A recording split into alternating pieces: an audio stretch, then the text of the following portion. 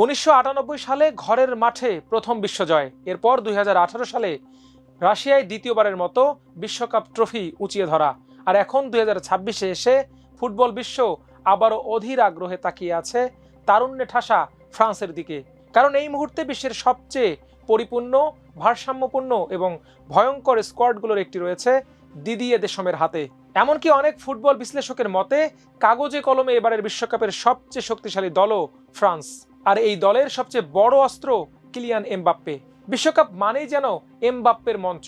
2018 সালে বিশ্বজয়, 2022-এ ফাইনালে হ্যাটট্রিক গোলে ইতোমধ্যেই বিশ্ব মঞ্চে নিজেকে কিংবদন্তির কাতারে নিয়ে গেছেন এই ফরাসি সুপারস্টার। তার গতি, ফিনিশিং আর বড় ম্যাচে পারফর্ম করার ক্ষমতা এই মুহূর্তে বিশ্বের যে কোনো ডিফেন্ডারের জন্য দুঃস্বপ্ন। আর এমবাপ্পের পাশে যদি থাকেন ওসমান দেমবেলে, তাহলে প্রতিপক্ষের জন্য পরিস্থিতি আরও ভয়ঙ্কর হয়ে ওঠে। ডান প্রান্তে দেমবেলের বিস্ফোরক গতি, দুর্দান্ত ড্রিবলিং এবং 1 ভার্সেস 1 দক্ষতা এখন ইউরোপের সেরা ডিফেন্ডারদেরও কাঁপিয়ে দেয়। একদিকে এমবাপ্পের বিধ্বংসী রান, অন্যদিকে দেমবেলের স্কিল, এই জুটি পুরো টুর্নামেন্টের সবচেয়ে ভয়ঙ্কর আক্রমণ ভাগ তৈরি করতে যাচ্ছে। শুধু তাই নয়, আক্রমণে আরও আছেন Michael Olise, Bradley Barcola, Desire Doue, Marcus Thuram ও রায়ান চেরকির মতো ম্যাচ উইনাররা। অর্থাৎ মূল একাদশের কেউ ব্যর্থ হলেও ব্রেঞ্চ থেকে ম্যাচ ঘুরিয়ে দেওয়ার মতো তারকার অভাব নেই ফ্রান্সের। মিডফিল্ডেও ফ্রান্স ভয়ঙ্করভাবে শক্তিশালী। অ্যানগোলো কান্তের অভিজ্ঞতা, ওয়ারেলিয়ান চুয়ামেনির শক্তি আর রাবিওর ওয়ার্ক রেট মাঝ মাঠে ফ্রান্সকে দিয়েছে অবিশ্বাস্য ভারসাম্য। প্রতিপক্ষের আক্রমণ মাঝ মাঠেই ধ্বংস করে দেওয়ার ক্ষমতাও রয়েছে এই ত্রয়ীর। রক্ষণভাগেও একই চিত্র।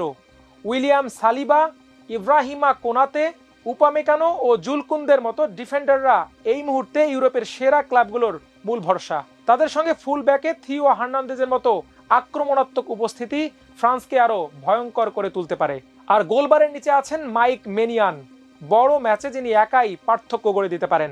সম্ভাব্য একাদশে গোলপোস্টে মেনিয়ান, ডিফেন্সে কুন্দে, সালিবা, কোনাতে ও থিও হার্নান্দেজ, মিডফিল্ডে কান্তে, চুয়ামেনি ও রাবিও, আর আক্রমণে দেমবেলে, এমবাপ্পে ও বারকোলা। তবে শুধু তারকা নয়, এই দলের সবচেয়ে বড় শক্তি তাদের কোচ দিদিয়ে দেশম।